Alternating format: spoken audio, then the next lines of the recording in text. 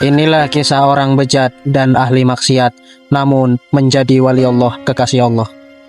Assalamualaikum brother, kembali lagi di channel Cerita Kisah Islami.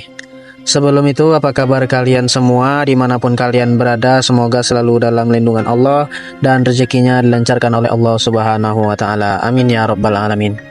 Pada pembahasan kali ini saya akan bercerita tentang kisah seseorang yang sangat bejat, ahli maksiat. Namun, karena satu hal yang ia lakukan membuat dia menjadi waliullah, kekasih Allah. Apa itu satu hal tersebut? Simak penjelasannya sampai selesai. Sebelum itu, jika kawan-kawan belum subscribe, silahkan subscribe saja dulu untuk mensupport channel ini supaya makin giat lagi untuk membuat video islami. Langsung saja kita ke pembahasannya. Di dalam sebuah hadis dari sahabat Ibnu Mas'ud radhiyallahu anhu berkata, Rasulullah sallallahu alaihi wasallam bersabda, Al-fajirur roji rahmatullahi ta'ala aqrabu ilallahi ta'ala minal abdil muqnit. Yang artinya, orang durhaka yang mengharap rahmat Allah yang maha luhur itu lebih dekat dengan Allah yang maha luhur daripada orang yang ahli ibadah yang mematahkan rahmat Allah. Yang dimaksud mematahkan rahmat Allah adalah seorang ahli ibadah yang membuat seseorang lain itu jauh dari rahmatnya, seakan-akan rahmat Allah itu tidak sampai pada orang-orang yang masih suka dengan kemaksiatan, sehingga orang yang berbuat dosa besar sekalipun menurutnya tidak akan ada harapan mendapatkan rahmat Allah. Sahabat Ibnu Mas'ud berkata, telah mengabari kami dari sahabat Zaid bin Aslam, dari sahabat Umar, sesungguhnya ada seorang di dalam umat-umat terdahulu yang giat dalam beribadah dan memberatkan dirinya dalam ibadah, dan dia membuat putus asa manusia dari rahmat Allah yang maha luhur. Kemudian dia meninggal dunia. Lalu dia bertanya, wahai Tuhanku, apa balasan aku di sisimu? Allah Subhanahu wa Ta'ala menjawab, balasanmu adalah neraka. Dia bertanya, wahai Tuhanku, lalu di mana ibadah dan upaya giatku itu? Allah Subhanahu wa Ta'ala menjawab, sesungguhnya kamu telah membuat putus asa manusia dari rahmatku ketika di dunia. Maka pada hari ini aku memutuskanmu dari rahmatku. Diriwayatkan dari sahabat Abu Hurairah radhiyallahu anhu dari Nabi Muhammad sallallahu alaihi wasallam, sesungguhnya ada seseorang yang tidak melakukan amal kebaikan apapun kecuali hanya beriman kepada Allah. Ketika kematian mendatanginya, ia berkata kepada keluarganya, tatkala aku mati nanti, maka bakarlah aku dengan api, sehingga kalian meninggalkanku dalam keadaan menjadi abu. Kemudian taburkanlah aku di laut pada hari angin, pada saat angin bertiup. Lalu mereka pun melakukannya. Lalu tatkala ia berada di genggaman Allah yang maha luhur, artinya tatkala ia telah meninggal, Allah bertanya, apa yang mendorongmu sehingga kamu menyuruh orang lain untuk melakukan itu? Ia menjawab, tidak lain, aku hanya takut kepadamu. Lalu Allah mengampuninya sebab rasa takut itu. Sedangkan ia tidak pernah melakukan amal kebaikan apapun kecuali hanya bertauhid kepada Allah. Berdasarkan hadis ini, ada sebuah hikayat. Sesungguhnya ada seseorang yang meninggal dunia pada masa Nabi Musa. Orang-orang tak mau memandikannya, tak mau mengafaninya karena kefasikannya, karena kejahatannya. Lalu mereka menyeret kakinya dan membuangnya ke tempat sampah, tempat pembuangan sampah-sampah di masyarakat. Lalu Allah yang maha luhur memberikan wahyu kepada Nabi Musa dan berkata, wahai Nabi Musa, ada seseorang yang telah meninggal dunia di tempat fulan di dalam tempat sampah. Dia adalah waliku, kekasihku, waliun min auliyaillah. Sedangkan mereka tidak mau memandikan, mengkafani, dan menguburkannya. Maka kamu pergilah mandikan, kafani, dan sholatilah dia. Nabi Musa pun datang ke tempat itu dan bertanya kepada mereka penduduk kampung tentang si mayit. Mereka pun menjawab kepada beliau, seseorang telah mati dengan sifat demikian dan demikian, dan sesungguhnya dia adalah orang fasik yang dilaknati. Nabi Musa pun bertanya, di manakah tempatnya? Sesungguhnya Allah yang maha luhur telah memberi wahyu kepadaku karena dia. Nabi Musa berkata lagi, beritahu aku tempatnya. Lalu mereka pun pergi ke tempat si mayit.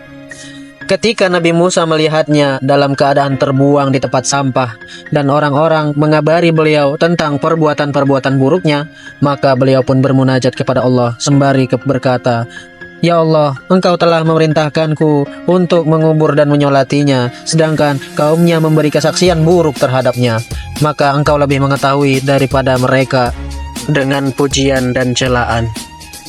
Lalu Allah yang Maha Luhur memberikan wahyu kepada Nabi Musa. Wahai Nabi Musa, telah benar kaumnya di dalam apa yang mereka kisahkan tentangnya dari perbuatan-perbuatan buruknya.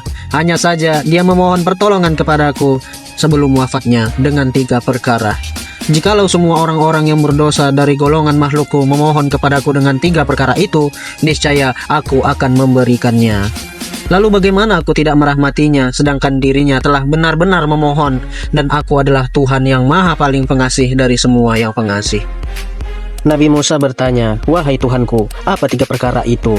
Allah Subhanahu wa Ta'ala menjawab, ketika telah dekat wafatnya, dia berdoa, wahai Tuhanku, Engkau mengetahui tentangku, sesungguhnya aku telah melakukan kemaksiatan, sedangkan aku sendiri membenci maksiat itu dalam hatiku. Tetapi telah terkumpul 3 perkara di dalam diriku, sehingga aku melakukan maksiat bersamaan kebencian terhadap maksiat itu sendiri.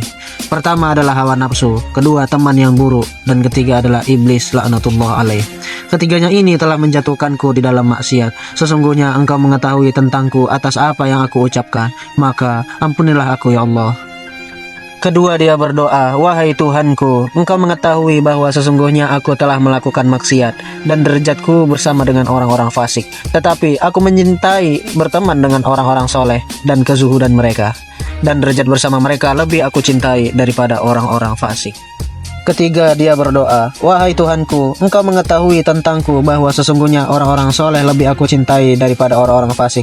Sehingga jikalau ada 2 orang yang berhadapan denganku, yaitu orang soleh dan orang keji, niscaya aku mendahulukan kebutuhan orang soleh itu di atas orang yang keji.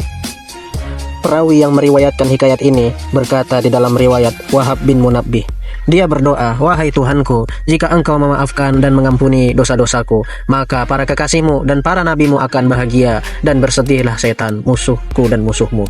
Namun jika Engkau menyiksaku sebab dosa-dosaku, maka setan dan para penolongnya akan bahagia, dan sedihlah para nabi dan para wali. Sesungguhnya aku mengetahui bahwa kebahagiaan para wali lebih Engkau cintai daripada kebahagiaan setan dan para penolongnya, maka ampunilah aku ya Allah. Ya Allah, sesungguhnya Engkau mengetahui tentangku atas apa yang aku ucapkan, maka kasihanilah aku dan ampunilah aku.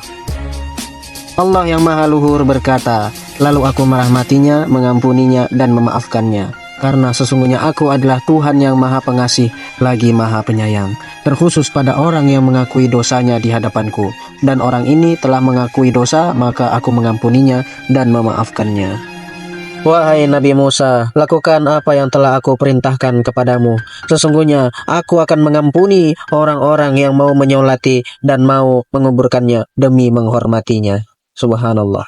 Atas dasar inilah ulama mengambil pemahaman bahwa ketika ada orang soleh wafat, dianjurkan untuk menghadirinya karena mengharapkan dapat ampunan dari Allah Subhanahu wa Ta'ala. Dari beberapa hadis dan kisah dalam video ini dapat diambil kesimpulan. Pertama, ampunan kasih sayang dan rahmat Allah lebih besar daripada kemurkaannya. Kedua, Allah lebih mencintai orang bejat yang mengakui kesalahannya dan mengharap rahmat Allah daripada ahli ibadah yang membuat orang lain putus asa dari rahmat Allah. Yang ketiga, carilah circle pertemanan dengan orang-orang baik dan orang soleh, karena lebih banyak mendapatkan manfaat dan kebaikan bersama dengan mereka. Terakhir, ketika ada orang soleh yang wafat, hadirilah pemakamannya. Kita ziarahi, karena sesungguhnya orang-orang yang hadir menziarahi orang soleh mendapatkan ampunan juga dari Allah Subhanahu wa Ta'ala. Semua kisah dan hadis yang disampaikan dalam video ini terdapat di dalam kitab Al-Mawa'izul Usfuriyah karya Syekh Muhammad bin Abu Bakar Al-Usfuri. Hadis yang kedua tentang mengharap rahmat Allah. Jika kalian suka dengan video ini, jangan lupa di like, di komen, dan di subscribe, dan juga di share. See you the next video.